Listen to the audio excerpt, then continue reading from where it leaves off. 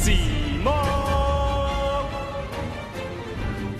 What's going on, guys? It's Cimo. So just only a few hours ago at the time of recording this video did the OCG release their brand new April 2020 Master Rule 5 ban list. Now, this is the big one. This is what we've all been waiting for. And yes, I know that the OCG doesn't directly correlate with the TCG, but with all the changes that Master Rule 5 is bringing, reverting the game somewhat back to Master Rule 3, there's a lot of things that can happen here. A lot of people feel that there's several cards that should be banned or even limited just as a result of going back to that format, and this is what we've all been waiting for. We've been wanting to see what our format is going to look like, and so I wanted to go over the OCG's list and talk about some implications that it might affect when it comes to the TCG. So without further ado, let's go ahead and get right into it. I want to start with, before we get into the list, kind of a metagame breakdown of what the OCG's meta does look like. So in the top tier categories, you got stuff like Dragoon Invoke. This is essentially just any deck that can turbo out Dragoon of Red Eyes, because that's essentially a format warping card that has been completely devastating their metagame.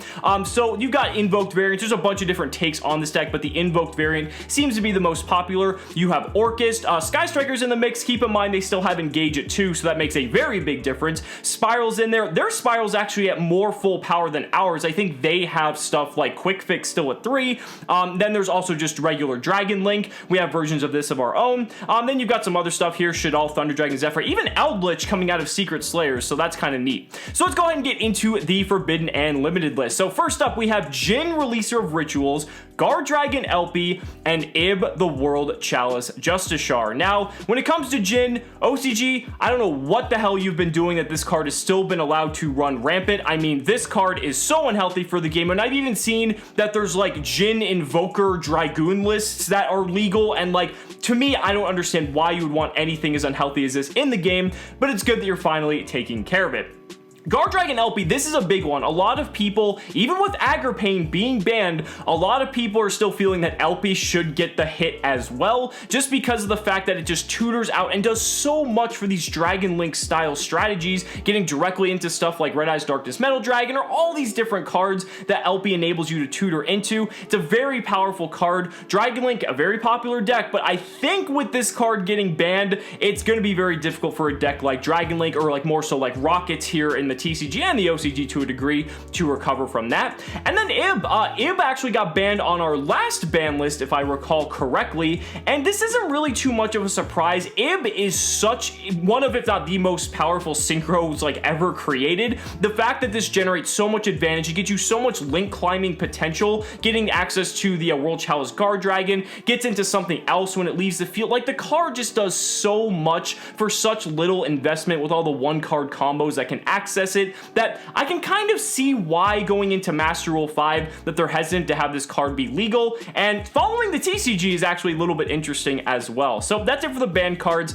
Now let's go ahead and get into the limits, because oh boy is there a lot of them. So we have ABC Dragon Buster, Galatea the Orcust Automaton, Orcust Harp Horror, Junk Speeder, Machiura the Destructor with an errata, do not panic. Spiral Quick Fix, excuse me, they had 2 Quick Fix, not 3, but that's going to 1 now. Wind Up Carrier Zenmaity, for all you Wind Up fans out there, with Wind Up Magician. We have Dragoon of Red Eyes, TG Hyper Librarian, Cyberstein, Trishula, Dragon of the Ice Barrier, Predaplant Verte Anaconda, Predaplant Orphis Scorpio, Totally Awesome, Link Cross, Red Eyes Darkness Metal Dragon, also with an errata, interesting, Instant Fusion, no shocker there, Trickstar Light Stage, Brilliant Fusion, Union Hanger, Red Eyes Fusion, and Gateway of the Six. So there's a lot to unpack here, so I'm going to go ahead and scroll down here for the pictures just so we have something prettier to look at, and we'll just take it piece by piece. So ABC, this is a bit interesting to me because we haven't even gone into Master Rule 5 yet, and they're already preemptively hitting ABC. Now, this is just going to be my own opinion. I don't like this route. I would rather these cards stay unlimited and let people experiment with the format and figure out like what's good or what's broken,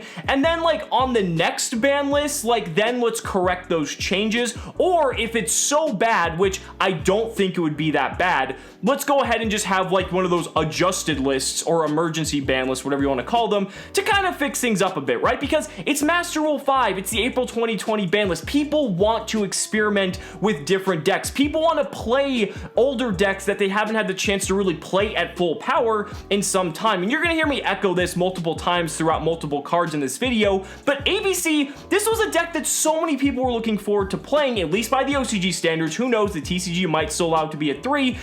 And you're immediately not just hitting Buster at 1, but you're also putting Union Hanger to 1 as well. And I just feel like that kind of kills a lot of the excitement. Like, I don't think necessarily that full power ABC would be broken. Look at the power level of some of the decks that we have right now. Do you really think it would be that just oppressive to have ABC at full power? Maybe I'm wrong, but I'd rather us experiment with that and find out and correct it. I don't think it's oppressive enough to the point that it's like completely degenerate like we've had some other formats, but let's have fun with it first, and then if it's a problem, fix it later on. I think that would have been the correct way to go about this, but again, obviously I have no influence there. So that's all I really have to say about Dragon Buster. Galatea and Harp go together, so in our format we have Harp banned, but we have 3 Galatea. Now, when you look at it in terms of their meta, Orcus is still one of the best decks, and this is actually, you know, for a few reasons. Again, Harp still being legal, but also I think they currently have 2 Harps, but they also do have Mech Knight Girsu, which is basically like an Armageddon Knight that's an Orcus card for the deck, which is crazy. So hitting these does not really surprise me in the slightest. Will the deck still be playable? I still think it is playable. It's not going to be nearly as powerful, but it's still going to be a very strong deck. Even just with 1 Harp Horror, you can do a lot of things with the deck, because typically you can just send it with Nightmare, and that's what's going to get your plays going, or send it with Armageddon Knight, Mech Knight Girsu, whatever. 1 Galatea, you definitely don't have as much recovery, but just the card itself is still very powerful, even being at 1. I don't think this impacts Orcus as much as some people may think. Definitely get hit, though. Junk Speeder. So again, this is kind of going to go back to my ABC theory. Junk Speeder is one of these cards that people were like, oh my god, Master Rule 5, we get to play Junk Speeder and summon out all these cards, do these crazy synchro plays. And now it's at 1. Now the thing is, I feel like Junk Speeder is like a one and done type of card, because when you do like a full Junk Speeder combo, you're probably going to exhaust all your resources and build this incredible board. But I feel like these types of boards are so susceptible to so many different forms of disruption, like Nibiru and hand traps and all these different things, that I don't think these are going to be that oppressive. And again, let people have fun with it and see if it's something that is an issue first, then address it later. Don't dictate what people are going to do right now. I don't think this precludes people from wanting to play Junk Speeder decks, because again, I feel like you only need like 1 of it, maybe 2 if like 1 gets hit by like a disruptor. But again, I think this is a little bit preemptive, but I mean, it is what it is, I suppose. Alright, so Makiura the Destructor. So this is a big one for me, because this card has been banned for like all eternity, but it's coming back. We have the errata here, I believe. So the errata is you can only use this card name effect once per turn. If it's sent from the monster zone to the graveyard, you can activate this effect once per turn, or excuse me, once during this turn. You can activate a trap card from your hand. So the key difference is here, I believe, unless it specifies, but I'm pretty sure the difference is here, it has to go from the monster zone to the graveyard, where before it just had to hit the graveyard, and you can only use 1 trap card from your hand. You can't use like all the traps that you can. There's a lot of degenerate stuff that Makiura enabled way back in the day, and it's kind of like one of those cards that just like breaks game mechanics essentially. But for the most part, those erratas are going to put this card in check perfectly fine. It is what it is. I mean, it's whatever. So, and Makiura is back though. That's pretty cool. Quick Fix going to 1, no surprise. Spiral, as we see, is still one of their top decks, and Spiral is still a very powerful deck at that, so putting Quick Fix at 1 I think is perfectly okay. Windups though, Zen Maidi and Windup Magician. This is pretty cool to see these back. Again, one Zen Maidi is pretty powerful. Magician is back. I'm pretty sure they have Shark still at 3. I'm pretty sure the OCG banned Hunter, so at least there's not going to be any hand loops, but that's going to be pretty neat to see if there is like some cool plays you can do just to churn out a bunch of monsters. Maybe incorporate some Link monsters into the deck too. I think it's pretty neat. Dragoon of Red Eyes, this one's so weird to me, because like most decks were playing a single copy anyway.